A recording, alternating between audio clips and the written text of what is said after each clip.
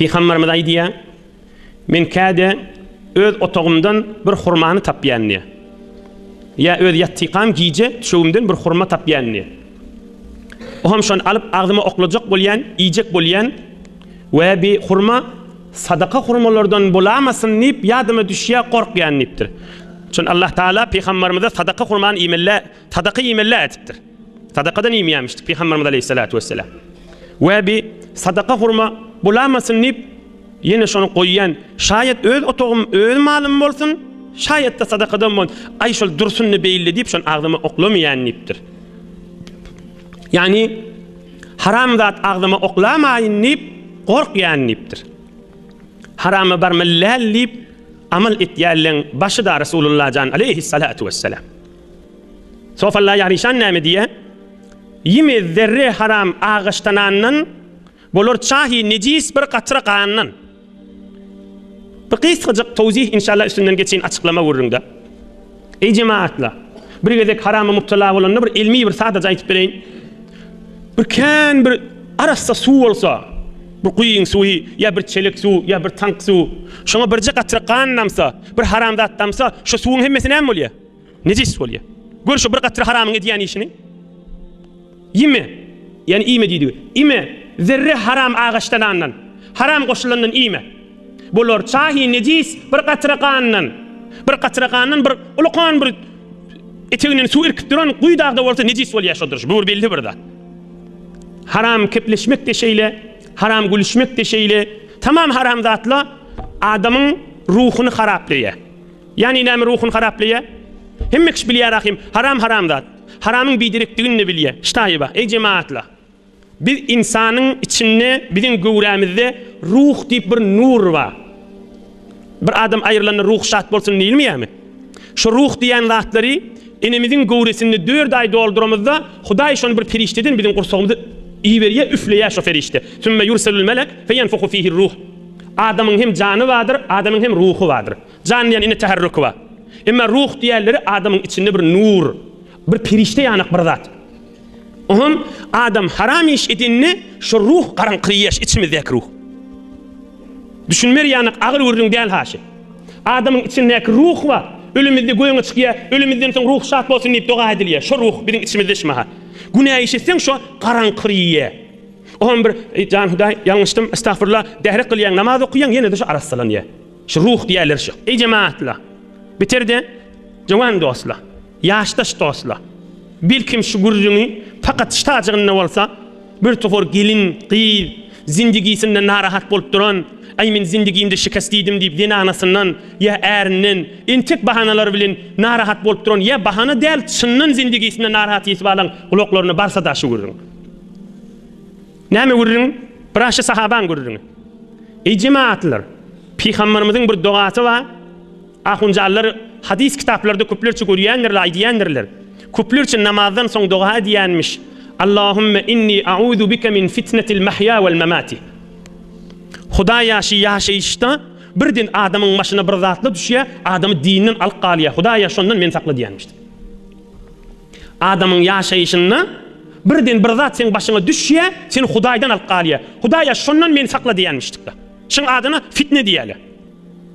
Hamana şu zamanna erkadam menen dinana biri bilen habarlaşmak aňsatjak bolupdyr. Awwal aşy mobil öýdi bir fitne. Habardar bolmasaň rahatça habarlaşylýar. Onun üstündeki fitne näme? Hamana erkadam öz adamsından narahat. Nämek narahat? Minni asıl men oturşmaýar. Meniň gülüşmeýär. Men madam ýüregimde erkadama bir oturşmany är gerek, bir mehabbet gerek. Men mehabbet göremap. Ohum şu taada bir fitne, inişin öýdi bir muşkilla. Şu benne muşkil, onu görüň ýok. Adamsy men oturşana, gülüşana, hamana giç öýe gelýär, ya öýe kan gelena, ya gelse gişarp ýaty. Hiç olaň şoň bilen dinasyn iş ýok. Indi dinanyň üstüne düşdüren bir fitne, bir gynçylyk şi. İniştada näme etmelişi? Ulamalar maslahatlaşmaly, bir klas gurallara gitmeli, muşkil bolsa näme etmeli? Şunu geňeşmeli indi. Imma şu taada muňa bir başy erkek habarlaşasa, başy bir erkek adam habarlaşasa, ya biz inanyň ýüregine düşäse, men şu barada kambudim ma diýipdi. Men şu barada kimçiligim ma, men dilhoram ma, men afsurde bolup barýan diýipdi. Haram ýerden bir ýerden gülki açsa, öýdüni bir gülüşmäne, yüreğini dökmäne hamana dertleş tapsa, inni näme bolýar? Inni bir ikilinci fitne ulaqan harama düşýär. Inni gaýtan bir gulajak ýanyk bolup, ömrü tünçe nemeň menen ýaşap bilýär, ne oň menen ýaşap bilýär. Nemeň menen gülüp bilýär, ne oň menen gülüp bilýär. Derdi iki beraber bolmady, 100 beraber boldy. Müslüman bolan soňda ýüregi ýanyp otyr, men haram ýeşetip bändip. Muňa da aglak gelýär. Bir ay, 2 ay gülýe, emma 2 ay soňra güllerinden ýaşak aglamana başlaýar. Inni adam sana aýtsa da ot, aýtmasa da ot. Inni zindigi üçin näme etjegini bilmeýär. Inni näme etjegini bilmeýär.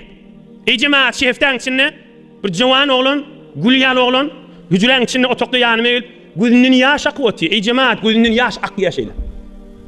Näme aglaýan diýen? Bir gelin ahunjan meni betbaht etdi diýip aýdy. Göz aýdýan kefini yoksa şu gülüşüp durahim. Men başlayan bu gürün açığa devay diyen. Şunu yaş dostlardan çim açığa deyli. Belkim yaş gülyanıp oğluluğumuz solmasın yürü gözler. Meni bitbaht etti ahuncan. Yadadım dargadım deyvay diyen. Gözde yoksa odur gülüşüp dirle daşıla. İndi näme kefayt diye. Meni bitbaht etti diye. Men yaşacık oğlun niye? Men bir zatları bilemek. Men oğlun vaxtımda meni ağladı. Meni giriftar etti şuna diye. Öz öyündeki erkeğinden oğlunca meni giriftar etti ödüne diye. Gözünün yaşakıp ağlahu otti. Ben näme deyinin deyip. Biz ona bir torda da ayttık. Emme gurrin ştayı. Ey cemaat. Ey Türkmen. Ata babası Müslüman. Ve bir gün Allah'a evrilip baracak jowan ayallığın. Ve bir gün Allah'ın duracak jowan erkek adam. Haram yerden adam yüreği hiç vakt caylaşmaz. Eğer haram yerde yürek caylaşyan olsa Huday bize şu işi etme diymezdi. Havcette yüreğine salşı vurur. Eğer şunun içinde yürek caylaşyan olsa büyük Allah men ve sen jowan oğlanı şoňa barma diýmezdi. Şoňa Hudaý barma diýipdir, şonu dargamak baý bolansyň. Oňam şu dünýesini te ölünçe şol adam giriftar bolýardy. Ölünçe. Kabra varsa da azap, kıyamatda da azap şol adama. Bunu ahun näme? Kabra gidip gelipdirmi? Yo, bizim Kur'anymyz we bizim Resulullahymyzyň derman sözleri bar, şonu aýdy ýaşy.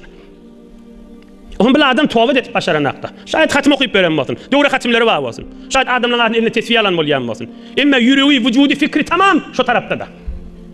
Oňa näme etmeli? Bir adam gözi ağranyna, tahran maşat goýmany, belki hariç ýurtlara gitýän nämeden çüreyim, gözüm derman etjek diýip. Bu adam dedi öz günäsini özünden aýyrmadan çüreyim, bir Hudaýyň dostlarynyň ýanyna barsyn, özüni derman etsin. Şayet derman bolýança bir ay, 1 ýyl wagt geçsin. Ne kadar şmahal mariz derman etmeli adamlar var. 1 ýyl, 2 ýyl, 5 ýyl wagt geçýär derman bolýança. Bir adam da bir enanyda özüni derman etsin. Yüreğini, ruhunu derman etsin. Bir karanqa düşüp barýar we düşüglidim. Näme etjegini bilmeýän arada duran adamda. Mahtumul aydar bu dünýä fani.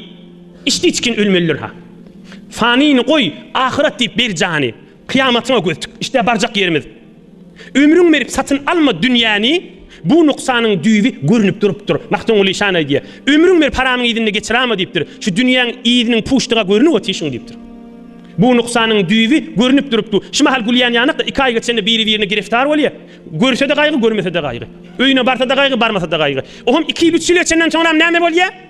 Inni namazdan soň biri-birine lanet etip başlaýar. Olay diýe senden mollu diýe, olay diýe senden mollu diýe. Olay diýe senden mollu, olay diýe senden mollu. Ýanky jowan oglan aýtýanakda, meni betbaht etdi diýip durşy Allah. Meni hilak etdi diýip aýtyp durşy ýanyk. Kıyamatda näme diýer şol adam? Kıyamatda Allah'ın huzurunda. Indi men aýtjak bolýanymşy, bir erkek adam zina nasyndan nahoşluk görýärmi? Men senden nahoşluk görýän, men aýtýan jirän bolmaýan diýipdi. Indi şoňa bir fitne, bir kynçylyk indi. Şunu halal ýol bilen dine geňeşip hal etmeli. Öz kellesi bilen, yo men bilmeýän, men özüm rahat etjek diýipdi. Günä ýerden hoşluk gözlese, dargar helak bolar. Zinany da şeýle, erkek adam da şeýle. O biz näme etmeli di? Hudaý bize näme aýtýar diýip sonra Allah üçin jogabyny aýtyp berer ulamalar. Men zindigimde nahoş diýipdi, haram ýerden gülkü edecek bolsa dargar. İmanını, Resulullah'ın aşkını, Kur'an'ın bereketini, adanyň hormatyny, mescidin hormatyny, din diýanatyň bereketini aýagyna terini goýup da harama gitse, adam ýalňyşar, oňa gürrüň ýok. Hemmämiz günäkar. Gürrüň şonu bernamasyny döküp giýirmelerler. Helak bolar gaty. Goç ýigidin ady çykmaz, döwlet o maly bolmasa. Endişeli iş bitirmez, meýdanyny däli bolmasa diýe mahtum bolýar. Ýöne zeriňlige ýol ýok, meýdanyny kädi, mert däli bolup amal etmeli. Mahtumul işan gawaý diýe haşy barada jowan oglanlara. Bedew diýe çemme bedew deň bolmaz. Çyn bedewler meýdanyny bellidir diýe. Eşe öýdüň eksik saýmaz bedewden gymmat etsin atýanyny bellidir diýe. Himma atýanyň meni at bilen bir däl diýipdir. Meýdanyň ýerini belli bolýar diýipdir. Müslüman nenin Müslüman menen bir diye. Kıyınçılığa düşende belli bolýar diýipdir. Sabr etmeli yerlerde belli bolýar diýipdir. Mert bolmaly yerde belli bolýar diýipdir. Şu mahal ilmimiziň içinde ente kıyınçylyk bolsa, ente kıyınçylyk näme? Men näçe wagt dogam kabul bolmady diýip nägadar nefer namazyny öpberdi. Men ewladymda aýtýan jirem bolmady diýip nägadar nefer dininden fawitdy. Men näçe ýyl istihdamymy doga etdim kabul bolmady. Ay näme bileş diýip biga din musulmançylygyny öpberdi. Meger dünýeden çylim Allah'a ibadet edilýärmi? Öpber kitmeli dünýeden çylim adam namaz okuyýarmy? Öpber kitmeli dünýämde hoş bolayyn diýip Allah'a ibadet etýärmi adam? Men şu dünýede oňaýyn näçe ýyl Kur'an ders beripben, men näçe ýyl hatmy okuypben, näçe ýyl namaz okuypben, Hudaý meniň dogalym kabul etmeli bolar diýip hoş bolup ketipbe, emma birdenne dünýesinde kynçylyk gelýär, yo men ibadatym Hudaý meni innemýär, Hudaý meniň dogalym kabul etmeýär diýip ya ewladynda bir müşkil barmyşdyk, ya işinde, ya algy bergisi önmendir, ya mamlasy önmendir. Biýjuni namaz okuyýar, 3 rekatyn kamil berýär, garyp gasar öldüýär. Hudaý onda da men işim oňdurana diýip, meger din öpbermeli zatmy? Meger Hudaýa ibadet edilýär, mamlam oňsun diýip ibadet edilýärmi? Ey cemaatlar, ey musulmanlar, Allah'ın kalamyny aýdyp bereýin. Euzu billahi mineşşeytanirracim. Ve minen nasi men ya'budullaha ala harf. Allah aýdýar. Uzak aya okuysam wagt geçip barýar. Ey cemaatlar, salmaly ýüregimde. Hudaý aýdýar. Ve minen nasi men ya'budullaha ala harf. Bir adamlar vardır, ibadet etýänlerle şert bilen. Şert bilen. Fe in asabehu hayrun itma'anna bih. Ibadet edeni iş onsa, ha men ibadet etdim, Hudaý maňa kan dünýämi berdi da diýenler. Ve in asabatu fitne inqalab ala wejih. Dünýesinde kynçylyk gelse, ay Hudaý meniň dogalym ibadetini kabul etmeýär diýip dinini öpberýänler. Hasirad dunya wal ahireh. Şol adamlar dünýesinde de zerer çeker, ahiretinde de zerer çeker diýär Hudaý Taala. Meger Allah'a şert bilen dünýäň jamalyndan çyrim ibadet edilýärmi?